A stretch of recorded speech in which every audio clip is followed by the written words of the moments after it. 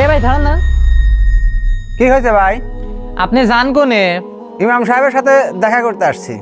ইমাম সাহেবের সাথে দেখা করতে যাচ্ছেন? ইমাম সাহেব তো এই যে। ও আচ্ছা ভাই, তাহলে যাই। আজকে জুম্মার দিন একটু ভালো করে পরিষ্কার পরিচ্ছন্ন হওয়া লাগবে। আসসালামু আলাইকুম ইমাম সাহেব, আপনার সাথে একটু কথা ছিল। কার সাথে ভাই? আপনি কি এই মসজিদের ইমাম সাহেব না? আপনার সাথে তো দেখা করতে আসছি।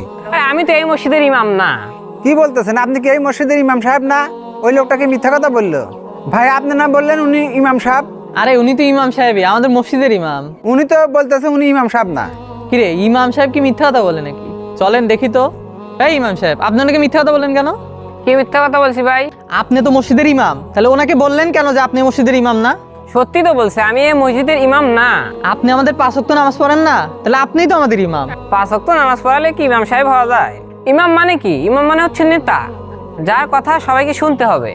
আমার কথা এখানে কিছুই হয় না। মসজিদের যে কোনো বিষয়ে আমাকে কোনো মূল্যই দেওয়া হয় না।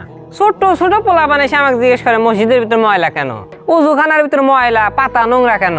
এটা কি ইমামের দায়িত্ব? ইমামের দায়িত্ব শুধু নামাজ পড়ানো। শোনেন ভাই, আমার কথা হচ্ছে এই মসজিদের ভিতর 30 জন মুসল্লি আছে। প্রকৃত অর্থে তারা 30 জনই হচ্ছে ইমাম, আর আমি হলাম একলা মুসল্লি। কারণ এই 30 জনের কথায় আমার চলতে হয়। আমি হলাম নেতা। এখন তাদের কথাই যদি আমার শুনতে হয়, তাহলে তারাই নেতা হয়ে গেল, তারাই ইমাম সাহেব হয়ে গেল, তাহলে আমি তো মুসল্লি হয়ে গেলাম। আল্লাহ তাআলা আপনাদের সবাইকে বোঝার তৌফিক দান করুন।